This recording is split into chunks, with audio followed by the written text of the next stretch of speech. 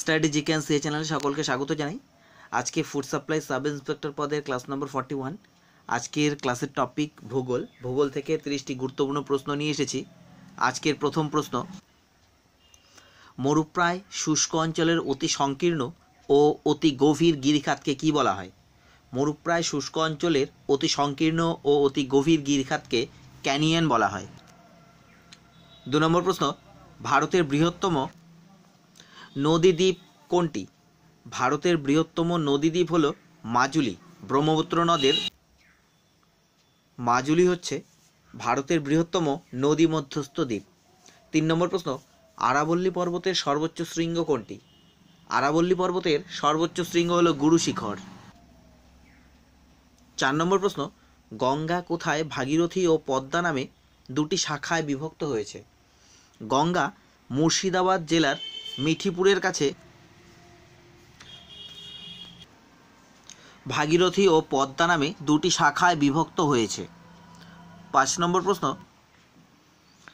শিবসমুদ্রম জলপ্রপাতটি কোন নদীতে গড়ে উঠেছে? শিবসমুদ্রম জলপ্রপাতটি কাবেরী নদীতে গড়ে উঠেছে। 6 নম্বর প্রশ্ন, ভারতের প্রধান অন্তর্বাহিনী নদী কোনটি? ভারতের প্রধান অন্তর্বাহিনী নদী হচ্ছে লুনি। 7 নম্বর প্রশ্ন, লোকটাক হ্রদটি কোথায় দেখা যায়? লোকটাক হ্রদটি মণিপুরে রয়েছে। 8 নম্বর প্রশ্ন, মাইথন বাঁধ কোন নদীর ওপর গড়ে উঠেছে? মাইথন বাঁধ এটি বরাকর নদীর ওপর গড়ে উঠেছে। বরাকর হচ্ছে দামোদর নদের শাখা নদী। 9 নম্বর প্রশ্ন, ভারতের মোট ভূভাগের প্রায় কত শতাংশ বনভূমি? ভারতের মোট ভূভাগের 19.27% বনভূমি রয়েছে। 10 নম্বর প্রশ্ন, শাল একটি ড্যাশ উদ্ভিদ? শাল হচ্ছে একটি পর্ণমোচী উদ্ভিদ। 11 নম্বর প্রশ্ন, পৃথিবীর মোট ম্যানগ্রোভ অরণ্যের কত শতাংশ ভারতে অবস্থিত? পৃথিবীর মোট ম্যানগ্রোভ অরণ্যের 7% ভারতে অবস্থিত। 12 নম্বর প্রশ্ন, খারিফ ফসল কখন চাষ করা হয়? খারিফ ফসল চাষ করা হয় বর্ষাকালে। রবি ফসল চাষ করা হয় শীতকালে এবং জায়দ ফসল চাষ করা হয় গ্রীষ্মকালে। খারিফ ফসলের উদাহরণ হচ্ছে ধান, পাট, তুলো, ভুট্টা, জোয়ার, বাজরা। রবি ফসলের উদাহরণ গম, যব, আলু, তৈলবীজ। এবং জায়দ ফসলের উদাহরণ হবে পাট, শাকসবজি, ধান বলতে আউশ ধান হবে, এবং বাদাম। 13 নম্বর প্রশ্ন, পশ্চিমবঙ্গের ধানের ভাণ্ডার কাকে বলা হয়? পশ্চিমবঙ্গের ধানের ভাণ্ডার বলা হয় বর্ধমানকে। 14 নম্বর প্রশ্ন, চা রপ্তানিতে ভারত পৃথিবীতে কততম স্থান অধিকার করেছে? চা রপ্তানিতে ভারত পৃথিবীতে 4র্থ স্থান অধিকার করেছে। এটা হচ্ছে চা রপ্তানিতে। এবং চা উৎপাদনে 2য় স্থান। চা উৎপাদনে পৃথিবীতে প্রথম স্থান অধিকার করেছে চীন, 2য় স্থান অধিকার করেছে ভারত, এবং চা রপ্তানিতে 4র্থ স্থান অধিকার করেছে ভারতবর্ষ। তাহলে এটা মনে রাখতে হবে যে চা রপ্তানিতে ভারতবর্ষের স্থান পৃথিবীতে 4র্থ এবং চা উৎপাদনে ভারতবর্ষের স্থান 2য়। 15 নম্বর প্রশ্ন, উত্তর ভারতের ম্যানচেস্টার কাকে বলা হয়? কানপুরকে বলা হয় উত্তর ভারতের ম্যানচেস্টার। এখানে আরেকটি প্রশ্ন মনে রাখতে হবে যে দক্ষিণ ভারতের ম্যানচেস্টার। দক্ষিণ ভারতের ম্যানচেস্টার বলা হয় কোয়েম্বাটুরকে। 16 নম্বর প্রশ্ন, ভারতের সিলিকন ভ্যালি কাকে বলা হয়? ভারতের সিলিকন ভ্যালি নামে পরিচিত ব্যাঙ্গালোর বা বেঙ্গালুরু ভারতের সিলিকন ভ্যালি। 17 নম্বর প্রশ্ন,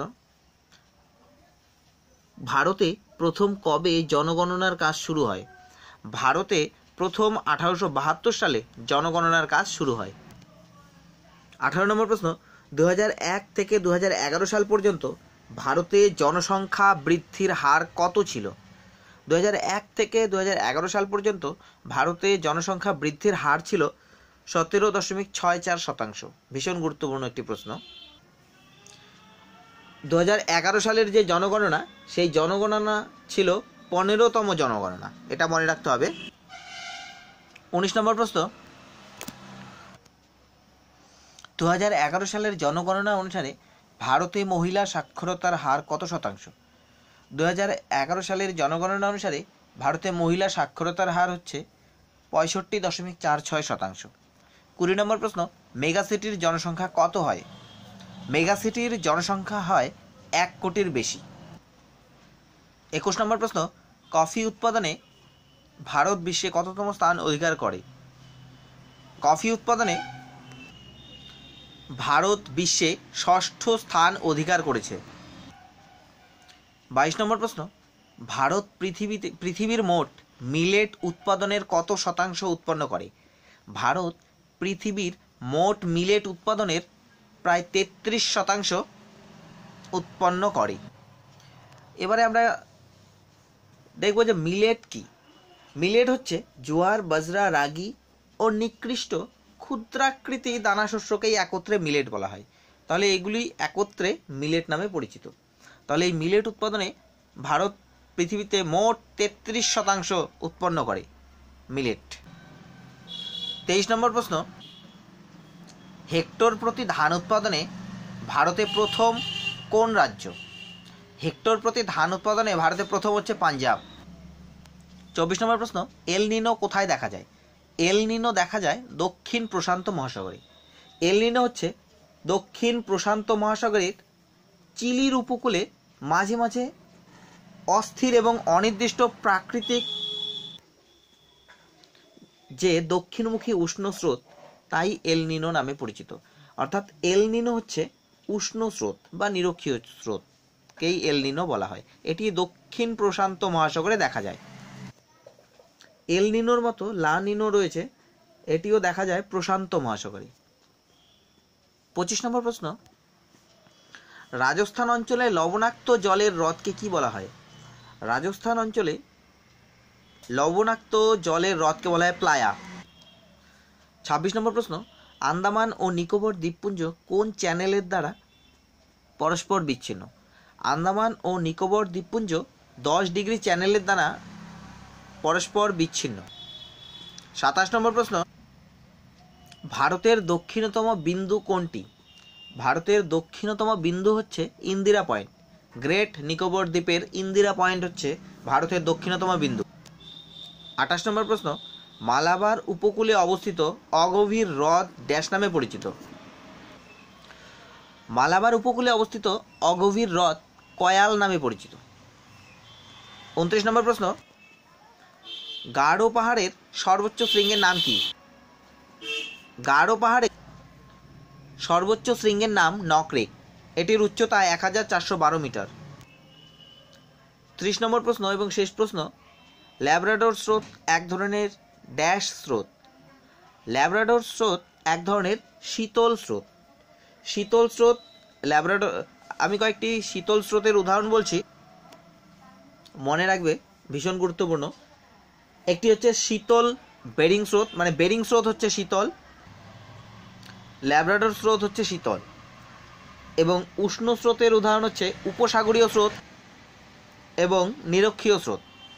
তাহলে প্রশ্ন অনেক সময় উপসাগরীয় স্রোত, নিরক্ষীয় স্রোত, বেরিং স্রোত বা ল্যাব্রাডোর স্রোত, এগুলো দিয়ে প্রশ্ন হবে যে এটি কি ধরনের স্রোত, উষ্ণ স্রোত না শীতল স্রোত। তখন শীতল এবং উষ্ণ স্রোতের মধ্যে যেটি সঠিক হবে সেই উত্তরটি নির্বাচিত করতে হবে। তাহলে আরেকবার বলে দিচ্ছি, উপসাগরীয় স্রোত এবং নিরক্ষীয় স্রোত হচ্ছে উষ্ণ স্রোত, বেরিং স্রোত এবং ল্যাব্রাডোর স্রোত হচ্ছে শীতল স্রোত। বন্ধুরা, ভিডিওটি ভালো লাগলে অবশ্যই লাইক করবে, শেয়ার করবে এবং অবশ্যই যদি আমার চ্যানেলটি কেউ সাবস্ক্রাইব করে না থাকো, তাহলে নতুন যদি কেউ দেখে থাকো, তাহলে অবশ্যই তোমরা আমার চ্যানেলটিকে সাবস্ক্রাইব করবে। ধন্যবাদ।